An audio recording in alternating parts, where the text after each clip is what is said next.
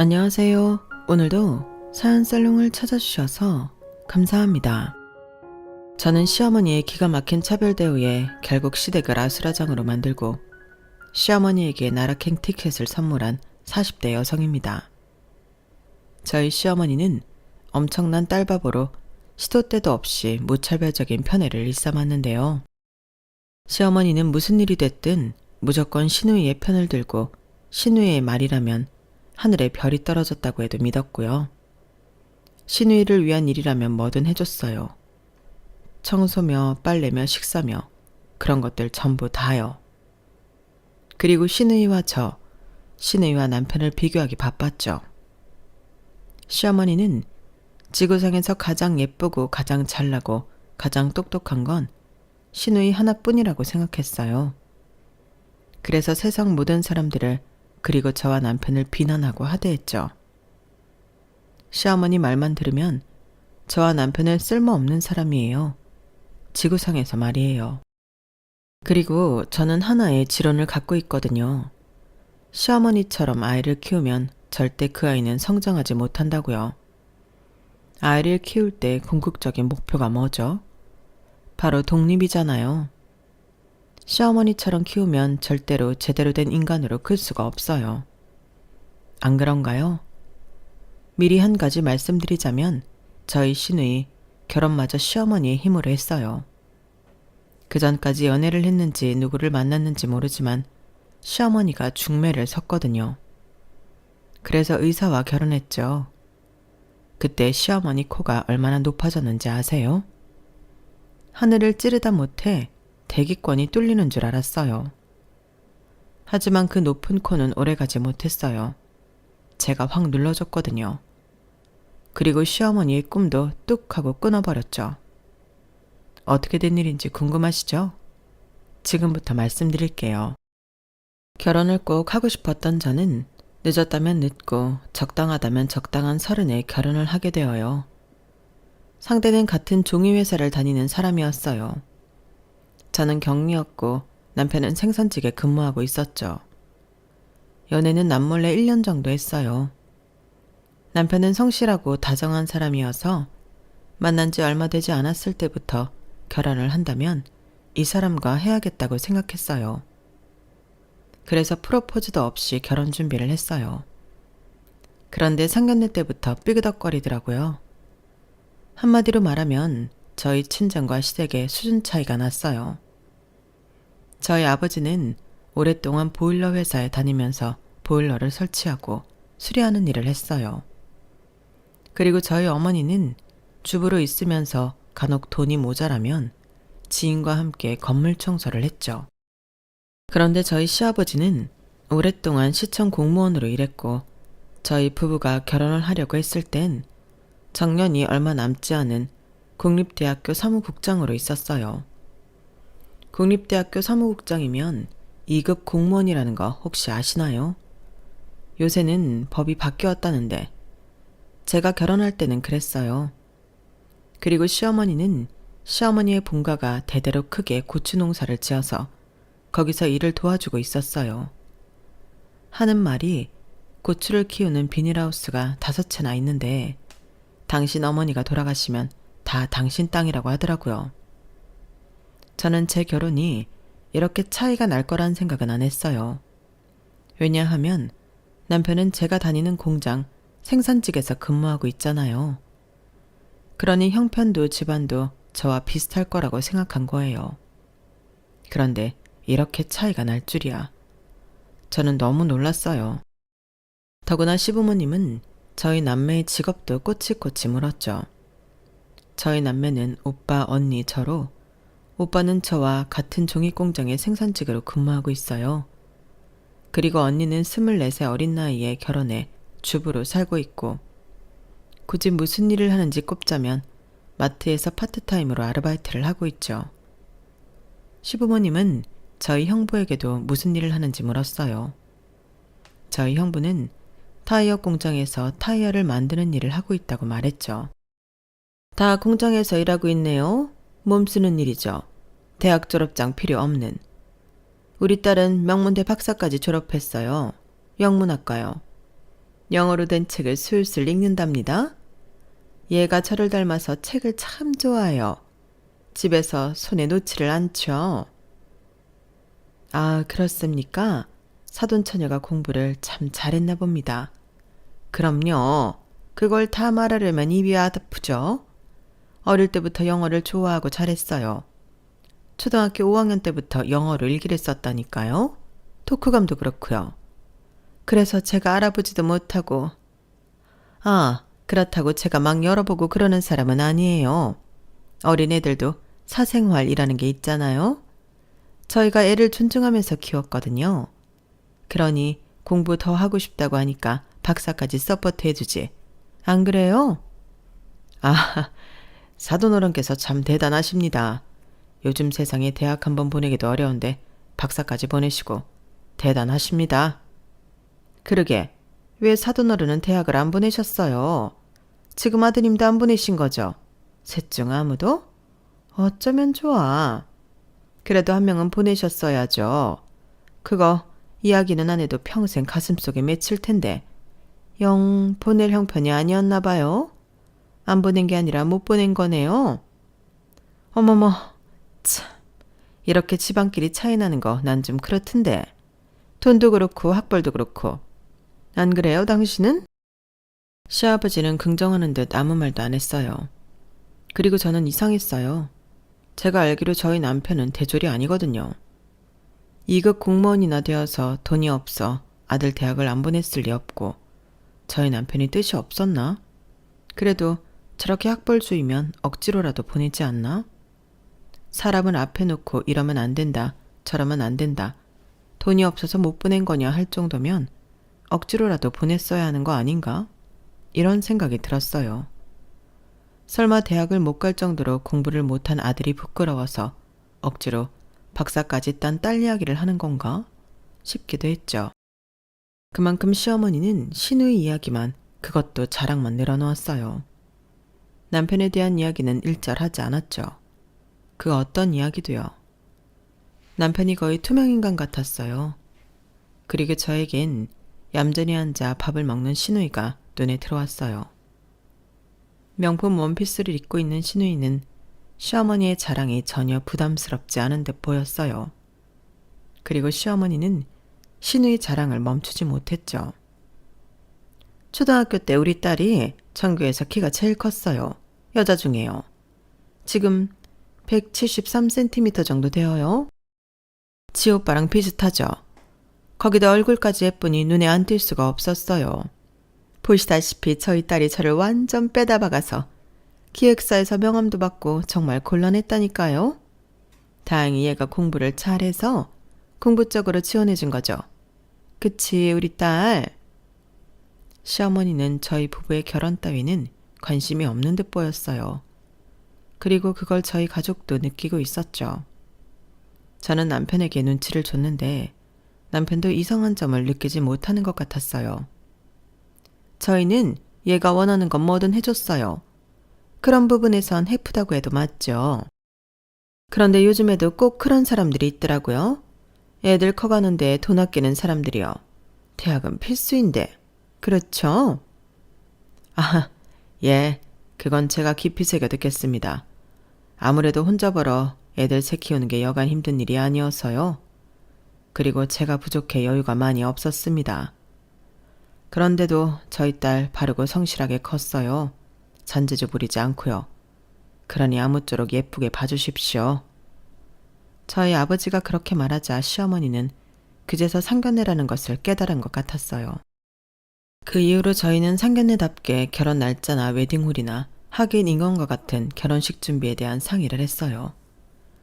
저는 어른들과 상의를 하면서 자꾸 시어머니를 봤어요. 눈이 그쪽으로 가더라고요. 왜냐하면 신우의 자랑 시간이 끝나자 시어머니는 흥미를 잃은 듯 계속 딴짓만 했거든요. 옆에 앉은 신우이와 속닥속닥 이야기하며 낄낄 웃기도 하고요. 그게 너무 눈에 띄었어요. 그리고 그건 저뿐만이 아니라 저희 가족도 느낀 것 같았고요. 저 어머님, 대략적으로 몇 분 오시는지 아세요? 아버님은 대충 말해주셨는데 어머님도 말씀해 주셔야 뷔페 식사도 예약하고 웨딩홀 크기도 정할 수 있어서요. 그리고 답례품도 수량 맞춰야 해서. 어머님. 시어머니는 듣는 둥 마는 둥 했어요. 그래서 저는 시어머니가 관심을 가질 혼수 이야기도 했어요. 어머님, 혼수는 어떻게 할까요? 생각해둔 거 있으세요? 저희가 최대한 맞출 수 있으면 맞춰볼게요. 생각해둔 거 없다. 혼수든 뭐든. 너희 결혼식에 몇 명이 오는 줄도 난 몰라. 네 시아버지 손님이 다다. 에이, 저희가 부담 가지실까봐 그러는 거예요. 혼수도 그렇고 손님들도 많이 오셔도 괜찮으니까 말씀해보세요. 아니, 생각해둔 거 없다. 무슨 대단한 결혼식이라고 사람을 그렇게 부르니? 너희 시아버지 나 포함해서 50명도 안 올 거니까 그렇게 알아라. 그리고 혼수도 됐어. 뭐 얼마나 대단한 걸 받겠다고. 우린 기대도 안 하니까 부담 갖지 말아라. 더 물어보지도 말고. 더 이상 결혼식에 대해서는 상의할 것도 없다. 너희가 다 알아서 해라. 한복도 전에 조카 결혼식 때문에 맞춰놓은 게 있으니까 따로 살 필요 없고. 너희 시아버지도 그때 맞춰둔 정장이 있다. 다른 건 모르겠고 한복 불편하니 결혼식은 웬만해서 빨리 끝내거라. 아, 우리 유리 정장은 한 벌 맞춰주렴. 너희가 그렇게 뭘 해주고 싶어하니 샤넬로다가 정장 한 벌 맞춰줘. 그리고 촛불 점화 같은 거 나 시키지 말아라. 내가 무대 공포증이 있어서 그건 좀 그렇다. 사돈 어른도 굳이 안 하셔도 되겠죠? 정말 안 하셔도 되겠어요? 그게 결혼식 첫 시작인데. 말했잖니? 내가 무대 공포증이 있다고. 사돈 어른 양해 좀 부탁드립니다. 그리고 거기 애들 2명 있잖니? 화동이라도 시켜라. 그리고 식사는 안 하고 갈 거니까 그렇게 알아라. 식사를요? 그래도 식사하고 가시지. 결혼식 뷔페 하도 많이 먹어서 물린다. 너희 시아버지 따라 간 결혼식만 1년에 몇 번인 줄 아니? 우리끼리 나가서 알아서 먹을 테니까 신경 쓰지 마. 이제 이야기 끝났지? 사돈어른, 식사 잘했습니다. 먼저 일어나 보겠습니다. 어머님, 그렇게 결혼식 많이 가셨는데 아깝지 않으세요? 저희가 축의금 다 챙겨 드릴게요. 아이 참, 얘가 정말 됐다니까 그러네. 그리고 그 축의금 저도 안 받으니까 너희들 다 해라. 얘도 좀 데려가고. 그렇게 말하고 시어머니는 먼저 일어나 신우의 손을 잡고 식당을 나갔어요. 그리고 남은 시아버지가 대신 사과했죠. 올해 키운 아들 장가간다니 서운해서 그러는 겁니다. 오해는 마십시오. 그리고 새아가야, 인원수는 내가 문자를 주마. 정장이랑 한복, 혼수는 너희 시어머니 말대로 하면 되겠구나. 다 너희들 부담 안 주려고, 사돈 어르신들 부담 안 주려고 그런 말을 한 겁니다. 반대하는 것도 그 무엇도 아니니 오해 마십시오. 오늘 결례가 있었다면 너그럽게 봐주시고요. 그럼 결혼식 날 보자. 상견례가 끝나고 저는 곧바로 남편을 만나 이것저것 따졌어요. 아니, 자기는 왜 이제껏 부모님 무슨 일 한다는 거 말 안 했어? 내가 듣고 얼마나 놀랐는 줄 알아? 대출 언질은 줬어야지. 그리고 어머님은 왜 자꾸 신우이 자랑만 하시는 거야? 당신 자랑은 하나도 안 하고. 누가 보면 당신은 어디서 주워온 줄 알겠어. 내가 얼마나 속상했는 줄 알아? 우리 결혼식인데, 우리가 주인공인데. 그러자 남편은 몹시 미안해했어요. 정말 미안해. 나는 네가 먼저 물어보지 않아서 나도 모르게 다 알고 있다고 생각했나 봐. 내가 너무 안일했어. 미안해. 그리고 우리 엄마 원래 그래. 워낙 딸바보라.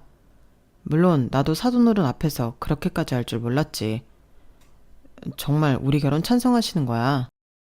그게 맞아? 그냥 자기 데려가라고만 하니까. 혹시 자기 장가 간다니까 서운해서 일부러 그렇게 말하시는 거 아니야? 그건 아니야. 우리 결혼 이대로 진행하면 되는 거 맞아. 반대하고 그러는 거 아니야. 그러니까 이제 신경 쓰지 마. 저는 남편의 그 말만 믿고 결혼식을 진행했어요. 감사하게도 결혼식 준비 중에 저희 아버지가 500만 원이 든 통장을 제게 주셨어요. 그리고 어머니는 현금 50만 원을 주셨죠.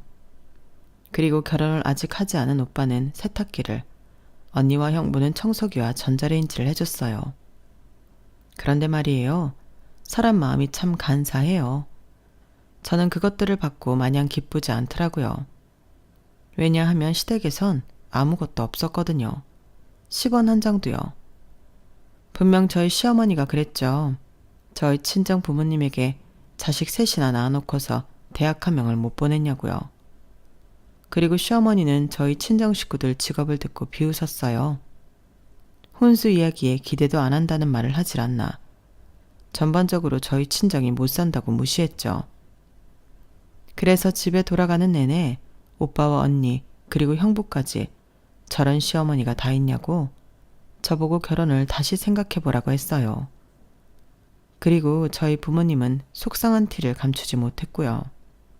계속 저에게 미안하다는 말만 하셨죠. 그 말을 듣는 제 속이 우죽했겠어요. 그래서 속으로 2급 공무원이라는데 결혼 준비하는 동안 뭐라도 해주겠지 나쁜 생각을 했어요. 그런데 아무것도 없더라고요. 고생한다는 전화 한 통도 없었어요. 상견례 이후 연락은 시아버지의 문자뿐이었어요. 그것도 하객 예상 인원 수에 대한 문자요. 50명. 이게 전부였어요. 남편에게도 별 말이 없었대요. 아무리 딸바 보인 시부모님이라도 해도 하나뿐인 아들이 결혼하는데 너무하다고 생각했어요. 그런데 남편이 이런 말을 하더라고요. 너무 신경 쓸 거 없어. 결혼하면 시댁에서 먼 동네에서 살 거고 그럼 거의 안 보는 거랑 같아. 나 그렇게 효자 아니다. 아무리 같은 도시에 살아도 명절에만 보고 그러는 거지. 그리고 장모님, 장인어른한테는 내가 잘할게. 우리 엄마 아빠가 실수한 만큼 내가 잘할게. 약속해. 나는 장인어른은 존경스럽고 장모님은 자기를 낳아주셔서 감사해. 그 마음 절대 변치 않을 거야. 자기가 우리 집 딸이 되는 게 아니라 내가 자기 집 아들이 될게. 이미 형님들 계셔서 메리트는 없지만 그러니까 우리 집 일 때문에 나 버리지 마. 응? 내가 정말 잘할게. 제가 결혼을 준비하는 내내 시댁 때문에 서운한 감정을 참지 못해서 안달이 난 건 저희 남편이었어요. 남편은 매일 제 손을 잡고 애원을 했고 저는 마음을 다잡을 수밖에 없었어요. 그렇게 결혼을 했죠. 결혼을 하고 전 형부의 도움으로 이직을 했어요. 형부가 다니는 타이어 회사에 격리직으로요. 아무래도 같은 회사에서 부부가 다니는 건 불편할 것 같더라고요. 그래서 큰 마음을 큰 용기를 내어 이직을 했어요. 그리고 남편은 정말 약속을 지켰어요. 시댁과 마주치는 일이 거의 없었죠. 명절이 아니면 시댁에 가지 않았고 집이 같은 도시에 있다는 이유로 저녁만 먹고 집으로 돌아왔어요. 아니면 친정에 가서 하루를 묵고 왔죠. 정말 남편은 저를 시댁의 딸로 만들지 않았고 남편 스스로 처가의 아들이 되었어요. 그리고 결혼 3년 차에 첫 아이가 생겼어요. 씩씩한 남자아이였죠. 그리고 한 24주쯤 되었을까요? 남편의 외할머니가 돌아가셨어요. 임신 중인 저는 장례식에 갈 수 없어서 남편만 보냈는데 마음이 쓰이더라고요. 그래서 시어머니에게 전화를 드렸어요. 어머니, 못 가서 죄송해요. 잘 못 주무시죠? 그래도 식사 잘하시고 현수 씨 깨어 있으라고 하고 쪽잠이라도 주무세요. 그래. 갑자기 돌아가신 거라 정신이 하나도 없구나. 넌 안 와도 된다. 와도 할 일도 없었어. 괜히 신경만 쓰인다. 그리고 들었니? 외할머니가 하시던 고추밭이랑 사시던 집은 4명이가 됐다. 오빠는 3층짜리 작은 건물만 받기로 했어. 참 다행이지? 나는 또 피바람이 불 줄 알았는데 우리 오빠가 참 양반이야? 저는 시어머니의 그 말에 어떻게 대꾸해야 할지 알 수 없었어요. 하지만 제 대답은 필요가 없었죠. 시어머니는 자꾸 고추밭과 단독주택이 자기 땅이 되었다는 이야기를 했어요. 그러더니 이런 말을 하더라고요. 너 이제 살살 움직여야 되지 않니? 상 끝나면 바로 밭으로 나와라.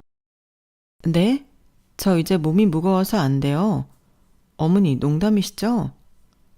임신했을수록 더더 움직여야 해. 그렇게 군뱅이처럼 가만히 있으면 안 된다. 밭일 어려운 거 아니야. 그냥 살살 움직이면 돼. 옷은 여분이 있으니까 몸만 오면 된다. 그럼 끊는다. 저는 당황해서 그걸 그대로 남편에게 말했어요. 그러자 남편이 시어머니에게 곧바로 전화를 하더라고요. 막 화를 내는 소리가 들렸어요.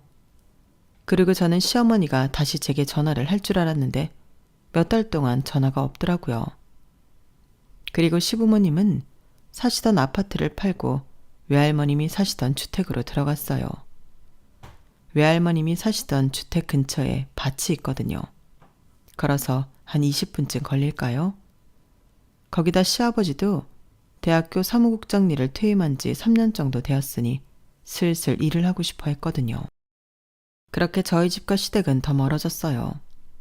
저는 그냥 가만히 있으려다가 그래도 이사를 하셨는데 필요한 게 있나 전화를 드렸어요. 어머님, 이사 잘하셨어요? 혹시 뭐 필요한 거 있으세요? 너는 참 잘도 전화를 건다. 무슨 낯짝으로 전화를 걸어? 지난번에 고추일 도우라고 했다고 그걸 촉새처럼 현수한테 일러 바쳤지. 내가 걔한테 처음으로 큰 소리 듣고 심장이 덜컥 내려앉았다. 너 때문에 내가 아들한테 이런 소리도 듣고. 이게 뭐니? 참 어머니, 그러게 제가 임신 중이라고 밭일 못 도와드린다고 했잖아요. 저도 현수 씨가 그렇게 화를 낼 줄은 몰랐어요. 죄송해요. 정말 필요한 거 없으세요? 없다. 너 둘째 곧장 가질 거냐? 네 나이 생각하면 그래야 한다마는. 바로 둘째 만들고 그럴 거 아니면 산후조리 한다고 생각하고 밭일 좀 도와. 흙 만지고 이러면 정신건강에도 좋단다. 네? 아가씨는 어쩌고요? 집에 없어요? 너는 걔를 어떻게 시키니? 걔 햇빛 알러지도 있고 벌레도 무서워하고 그래서 안 돼. 그리고 넌 걔가 집에만 있는다고 할 일이 없는 것 같니? 걔가 얼마나 바쁘다고. 그리고 시어머니는 정말 제가 첫 아이를 출산하고 병원에는 안 오시면서 전화로 밭일 도우러 오라고 했어요. 저는 당연히 남편을 앞세우며 안 갔죠. 그런데 저희 시어머니 끈기가 대단하더라고요. 제가 연년생으로 딸을 하나 낳았는데 그때도 똑같이 그랬어요. 시어머니가 그럴 때마다 저는 시누이를 언급했어요. 아가씨는요, 아가씨 집에 없어요? 정 손이 급하시면 아가씨한테 도와달라고 하면 되잖아요. 제가 그러면 시어머니도 전과 똑같이 말했죠. 여름에 반팔이며 민소매며 잘만 입고 돌아다니는 시누이한테 햇빛 알러지가 있다느니, 모기를 때려잡는 시누이가 벌레를 무서워한다느니, 공부만 하던 애라 손이 야무지지 못하다느니 그런 핑계를 댔죠. 그러다가 시어머니 언성이 높아지면서 전화는 끊어졌어요. 저는 시누이 괴롭히는 못된 새언니 취급을 하더니 시누이가 자기 나름 공부하고 연구하느라 바쁜데 제가 못 살게 군다고 그랬죠. 그런데 저희 시누이 좀 이상한 게 아니에요. 시어머니의 자랑 때문에 저희 시누이가 박사학위까지 딴 건 다들 아시죠. 그런데 듣고 본 것에 의하면 저희 시누이 한 번도 직장을 가진 적이 없어요. 아르바이트도 해본 적 없고요. 시어머니는 시누이가 집에서 공부하고 연구하고 있다고 하지만 사실 집에서 놀고 있는 거예요.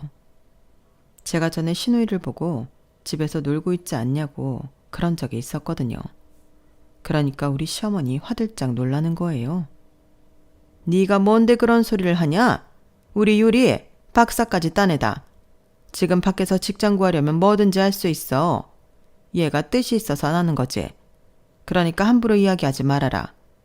유리야, 네 새언니가 가방줄이 짧아서 뭘 몰라서 그런 이야기 하는 거니까 너무 마음에 담아두지 말아라. 응? 어서 들어가.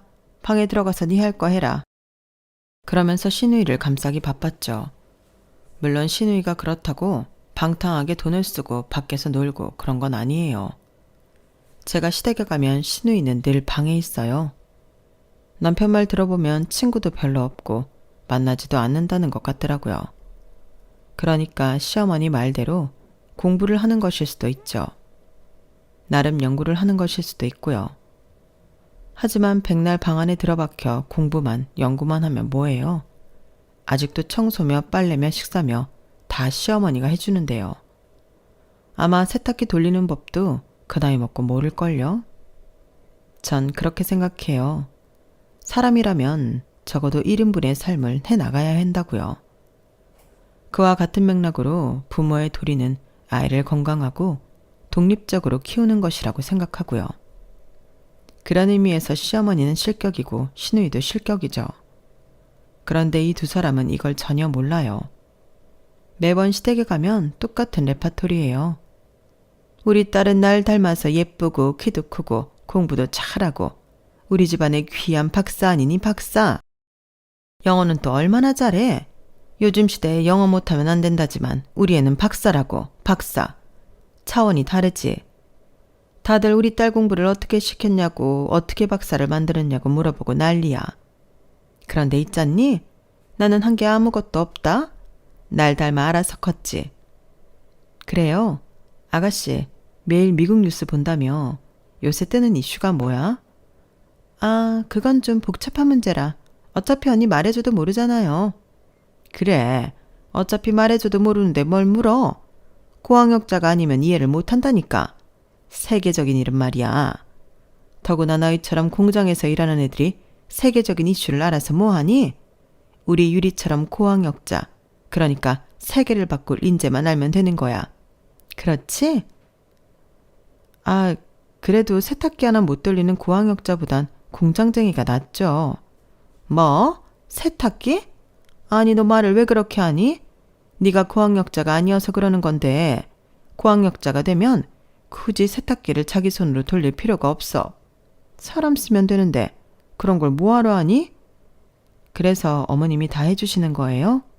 그래, 우리 딸은 귀하디 귀해서 손에 물 한 방울 묻히기 싫어서 해주는 거다. 뭐 제가 하는 건 아니니까요. 아가씨가 제 딸도 아니고. 그런데 아가씨, 정말 일 안 구할 거야? 이제 곧 40이야. 그때 되면 경력직도 이직 잘 안 돼. 내가 정말 걱정되어서 그래. 고학력자고 박사까지 딴 거 알겠는데 솔직히 일 안 하면 그 학력도 도루묵 아니야? 박사까지 딴 거 아깝잖아. 너 자꾸 그럴래? 네가 뭐라고 자꾸 우리 딸한테 이리라 저래라야. 우리 딸이 큰 뜻이 있어서 그래. 너 언젠가 이 말한 거 후회할 거야. 늘 이런 식이었죠. 그리고 저는 나중에 시어머니가 말한 큰 뜻이 뭔지 알게 되었어요. 그 뒤로 얼마 안 있다가 시어머니가 중대 발표를 했죠. 바로 시누이의 결혼 소식이었어요. 갑자기 저희 가족을 불러 모으더니 시누이가 결혼을 한다는 거예요. 우리 유리가 곧 결혼을 하게 되었어. 상대가 누군 줄 아니? 바로 성형외과 의사란다. 성형외과 의사들이 얼굴 엄청 보는 거 알지? 그 남자가 우리 유리 얼굴 보자마자 반했다는 거야. 저희 시어머니가 고추 농사를 물려받아 한다고 했잖아요. 그 옆에서 또 고추 농사를 하는 분이 있는데 그 지인분이 그분한테 어디 좋은 신부감 없냐고 물어봤다나 봐요. 그 이야기를 듣고 저희 시어머니가 시누이를 강력 추천했어요. 또 가서 시누이 자랑을 엄청 했겠죠. 게다가 저희 시부모님이 배경이 나쁘지 않잖아요. 시아버지는 이국 공무원으로 퇴임했지 시어머니는 크게 고추 농사를 하지. 그래서 소개팅이 성사되었나 봐요. 그리고 소개팅도 나쁘지 않게 끝나서 어른들끼리 곧바로 날짜를 잡은 거였어요. 시어머니가 시누이 결혼에 신이 나서 강강술래를 추더라고요. 정말 우스웠어요. 아가씨, 정말 결혼하는 거야? 축하해. 그런데 정말 괜찮은 거 맞지? 저는 걱정 반, 알 수 없이 밀려오는 시기 반으로 시누이에게 물어봤어요. 그러니까 시누이가 말없이 고개만 끄덕이더라고요. 그렇게 시누이의 결혼은 빠른 속도로 진행되었어요. 한 달 만에 웨딩홀을 잡고 청첩장을 돌렸죠. 웨딩홀이 저희 부부가 결혼한 웨딩홀보다 2배는 더 컸어요. 어머님, 너무 큰 거 아니에요? 비어 보이면 오히려 더 안 좋아요. 어머머, 비긴 왜 비어? 내가 아는 사람 총동원해서 부를 건데. 왜? 니네 결혼식이랑 차이 나서 배 아프니? 그런데 그건 내 탓이 아니다. 다 균형이라는 게 있는 거야. 너희 결혼식은 우리가 너희 집 수준에 맞춰서 그렇게 된 거지. 지금은 수준이 딱 맞는 거고. 아니면 백수 시누이 부잣집에 결혼한다니 배 아파? 내가 말했지? 너 후회할 거라고. 진즉 잘했어야지. 그리고 시어머니는 저희 부부 결혼식과는 다르게 자기 결혼식인 것처럼 신나서 이것저것 참견했어요. 신우이 웨딩드레스를 보러 가는 건 물론이고요. 부케까지 같이 보러 갔더라고요. 얼떨결에 저도 몇 군데 같이 갔네요. 그리고 시부모님은 이전에 살던 아파트를 판 돈과 고추 농사를 해서 번 돈으로 신우이에게 5억짜리 아파트를 선물했어요. 시어머니는 그걸 저희 부부에게 숨길 생각이 없어 보였죠. 대놓고 이야기하더라고요. 그래서 저는 엄청 서운했어요. 저는 땡전 한 푼 안 받고 결혼했는데 신우이는 아파트, 그것도 5억짜리 아파트를 받았으니까요. 어머, 집은 대부분 남자 쪽에서 해주는 거 아니에요? 그 집은 의사 집안이라더니 집도 안 해줬어요? 그리고 처음부터 무슨 자가예요. 둘이 사는데 평수도 너무 넓은 거 아니에요? 원래 부부는 작은 데부터 시작하는 거예요. 그래야 키워가는 재미로 살죠. 어머님도 저희한테 그렇게 말했으면서. 그래서 저희는 전세로 시작했는데. 어머, 얘 좀 봐. 너랑 유리랑 같니? 원래는 남자 쪽에서 집을 해주는 게 맞지만 우리 유리는 지금 의사 집안에 시집 가는 거야. 나중에 받을 게 얼마나 많은데. 그래서 우리가 좀 잘 봐주십사 집 해주는 거고. 너한테는 우리가 잘 보일 게 없는데 왜 해주니? 안 그래? 생각을 해봐라. 아버지는 보일러 공사해, 형제들은 하나같이 공장에서 일해. 그런데 우리가 뭐 잘 보일 게 있어서 아파트를 해줘? 해줘야 하는 사람은 너희 집 아니니? 아, 너 말 잘 꺼냈다. 사실 미래를 생각하면 5억도 부족한데 너도 1억 보태라. 그러면서 오히려 저에게 1억을 보태라는 거예요. 참, 아가씨는 좋겠네요. 자기 결혼한다고 집에서 5억짜리 아파트도 해주고. 비닐하우스 5채나 있는 고추밭 딸이라 대우가 다르네. 우리 신랑이랑 제가 늦게 결혼했어야 했네요. 그렇게 아쉬워할 것 없다. 니네가 결혼한 거랑 내가 고추 농사를 하는 거랑 하등 상관없으니까. 너 무식해서 그런지 말귀를 못 알아듣는구나. 내가 아까도 말했지. 나중에 받을 게 있어서 해주는 거라고. 말 그대로 투자지, 투자. 그러니까 너도 투자한다고 생각해. 왜? 나중에 우리 유리 신랑이 보톡스나 레이저나 공짜로 해줄 수도 있잖냐. 참, 어머니도 아가씨한테 그러다 간이고 쓸개고 다 주시겠어요. 그럼 못할 것도 없지. 결국 의사 남편 만나 결혼했으니 이 밭도 이 땅도 다 주려무나. 네? 아들한테는 안 주고요? 아니, 반반 나누지도 않고요? 농담이시죠? 요새 누가 딸한테 다 줘요. 요새가 어떻든 나는 별로 신경 안 쓴다. 너도 낳아봐서 알잖냐. 배 아파 낳은 자식 안 예쁘냐? 현수 씨는 뭐 배 아파서 안 낳으셨어요? 무슨 그런 말씀이 있어요. 그 이야기 들으면 현수 씨 서운하겠어요. 글쎄, 난 모른다.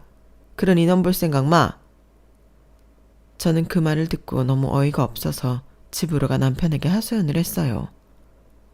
하소연을 하다 보니 눈물도 나더군요. 제 말을 들은 남편은 한동안 가만히 있었어요. 그리고 저는 남편의 입에서 아주 놀라운 소식을 듣게 되었죠. 우리 엄마가 그러는 거 자기 잘못 아무것도 없어. 다 내 잘못이야. 무슨 소리야. 이게 뭐 어디가 자기 잘못이야. 당신이 대학을 안 가서 그래? 아니, 그것 때문이면 너무 어처구니 없지. 자기가 대학을 왜 안 갔는지 안 간 건지 못 간 건지 나는 모르지만 그거 잘못한 거 아니야. 고작 그런 거 가지고 차별하는 사람이 잘못한 거지. 그런 게 아니라 사실 나 입양아야. 신생아로 입양되었어. 우리 부모님 난임 부부였거든. 결혼하고 3년 동안 아이가 안 생겼어. 고민하고 또 고민하다가 아는 사람을 통해 보육원을 소개받았고 거기서 나를 입양한 거야. 뭐? 그럼 자기가 입양아라서 친자식이 아니라서 편애하는 거라고? 뭐 그런 것도 없다고 생각 안 해. 왜냐하면 유리가 태어나고 부모님이 엄마가 변했으니까. 내가 4살이 되었을 때였어. 유리가 태어난 게. 그렇다는 말은 아가씨는 친자식이란 소리야? 그럼 친자식을 갖게 되면서 입양한 자기를 편애했단 거야? 맞아. 아버지는 은근히 그랬고 엄마는 대놓고 그랬어. 좋았겠지. 그토록 바라던 친자식이었으니까. 내가 스스로 입양되었다는 사실을 알게 된 것도 그때고 그 이유야. 나와는 다르게 대했으니까. 안 그러는 척해도 다 티가 났으니까. 원래 재채기랑 사랑은 숨기질 못한다잖아. 그러면서 남편은 담담하게 자기 이야기를 했어요. 자기가 당한 편애에 대해 털어놓았죠. 남편은 그런 말을 하면서 꼭 자신이 조카나 옆집 아이 같다는 말을 했어요. 지금도 그런 기분을 느끼고 있다고도요. 부모님을 원망하기도 했고 나 자신을 미워했던 것 같기도 해. 그러다 어느 순간 대부분의 입양아가 그렇듯 친모를 찾고 싶었지. 그래서 남편은 시아버지에게 친모에 대해 물었어요. 시아버지는 놀랐죠. 그때까지 남편이 자기가 입양되었다는 걸 아는 줄 몰랐거든요. 그리고 그제서 시아버지는 당신들이 얼마나 남편에게 상처를 주었는지 깨달았어요. 그래서 시어머니가 편애하는 것을 말리기 시작했죠. 하지만 시어머니는 달리 바뀌지 않았고 남편이 친모를 찾고 싶다는 욕망은 커져갔죠. 그리고 그걸 시어머니가 알게 되었어요. 남편은 시어머니가 찾을 거면 찾아보라고 할 줄 알았어요.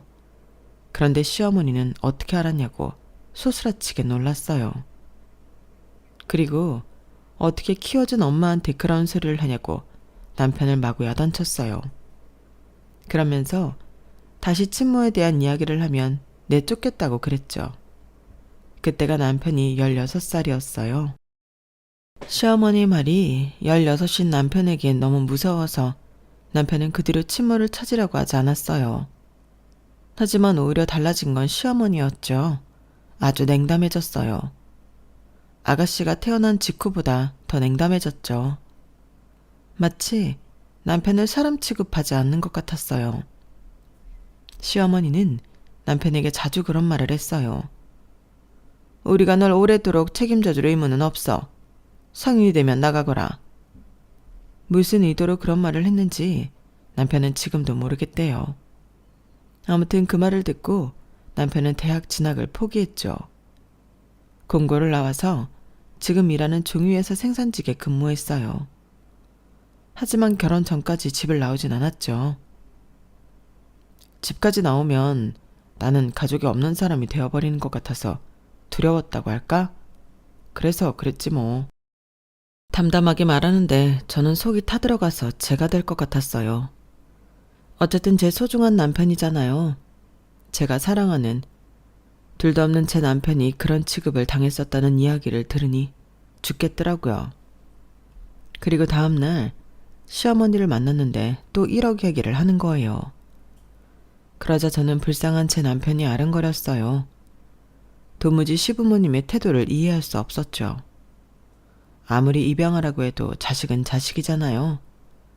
그래서 시어머니 앞에 제가 준비한 2억짜리 수표를 던졌어요. 1억도 작은 것 같은데 2억은 어때요? 그리고 시어머니는 제가 던진 수표를 확인하더니 손을 벌벌 떨었어요. 이게 웬 돈이냐? 너 혹시 로또라도 당첨되었어?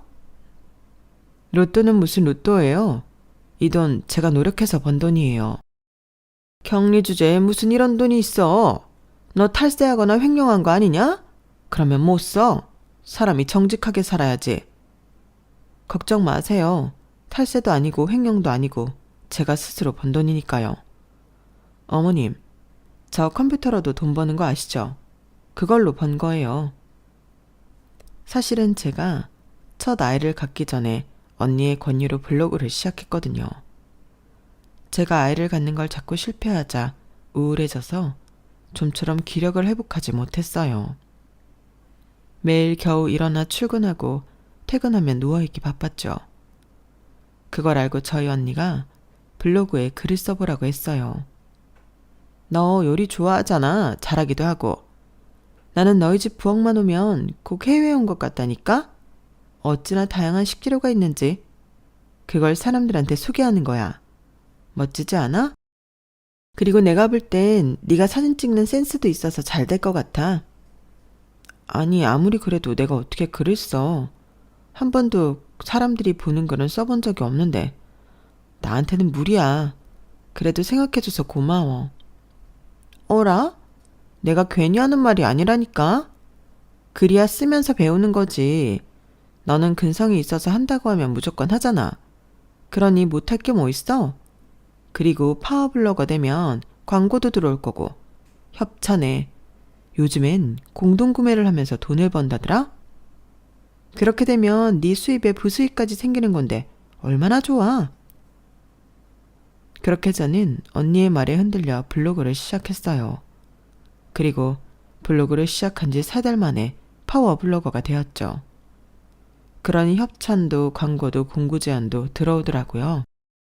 저는 블로거 수입으로 벌어들인 돈을 모조리 적금에 쏟아부었어요. 그러니 차곡차곡 쌓여 억 단위의 돈이 되더라고요.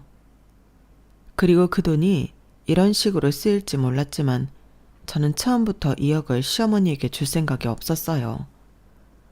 단지 시어머니를 농락하고 열받게 하기 위해 2억이라는 수단을 쓴 것뿐이에요. 집에서 프린트해 만든 거죠. 그런데 저희 시어머니 평생 살면서 수표 한 번 못 봤는지 그대로 속더라고요. 2억 수표를 들고 방방 뛰어다녔어요.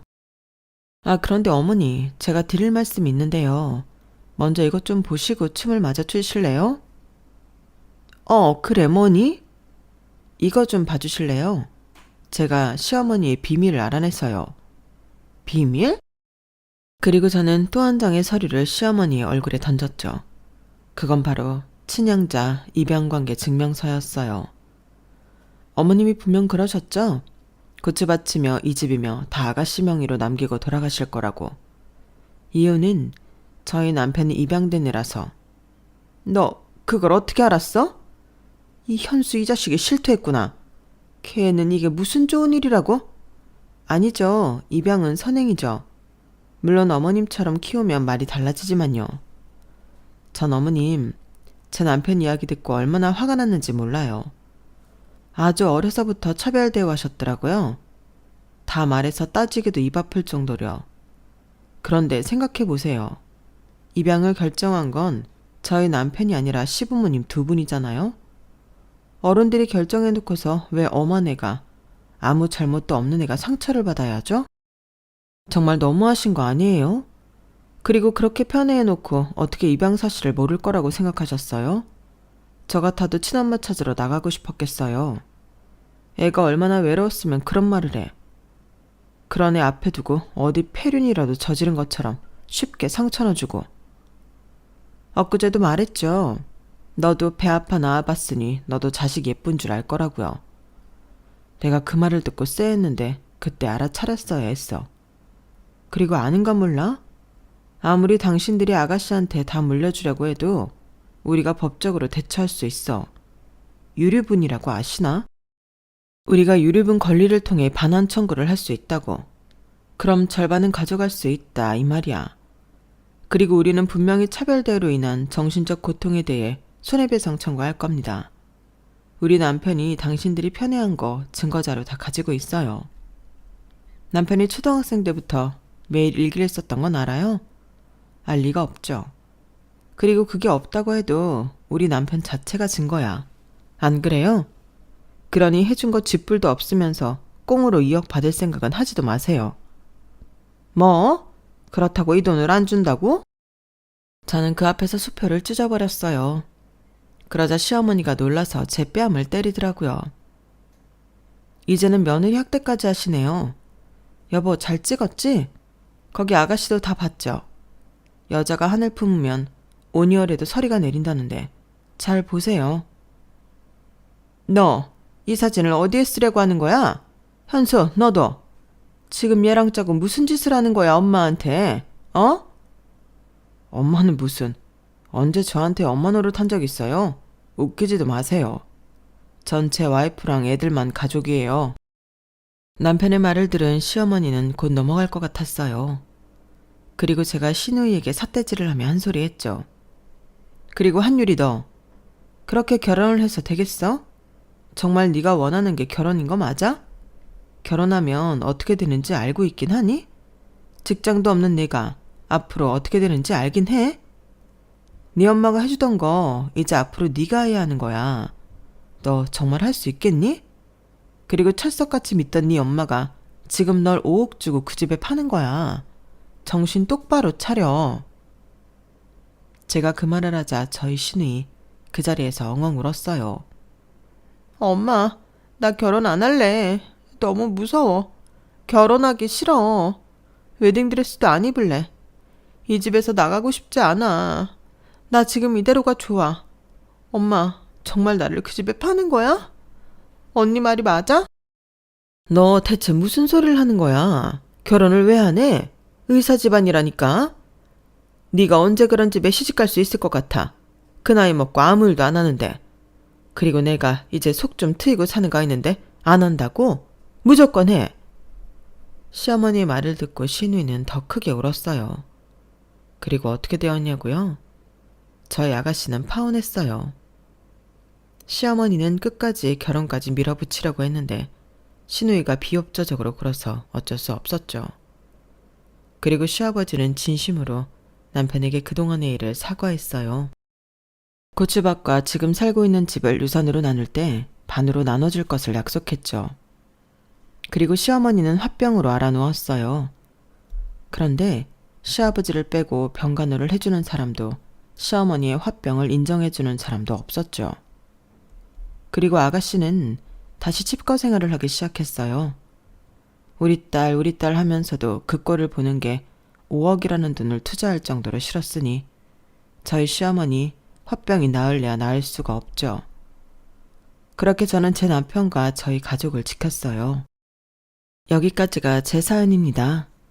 입양이 된 자식이든 낳은 자식이든 자기가 기르고 키운 자식들을 편애하는 건 부모의 자질에서 어긋난 것이라고 생각해요. 그렇지 않나요? 그러니 시어머니의 최후는 인과응보의 결과라고 봅니다. 그래도 남편을 키워주신 점도 있으니 미운 정 고운 정 사아가며 잘 살아가 볼 생각입니다. 들어주신 분들 모두 가족들과 행복하세요. 여러분, 사연 댓글에 응원과 현명한 조언 부탁드려요. 좋아요와 구독은 저에게 큰 힘이 됩니다. 오늘도 좋은 일 가득하세요.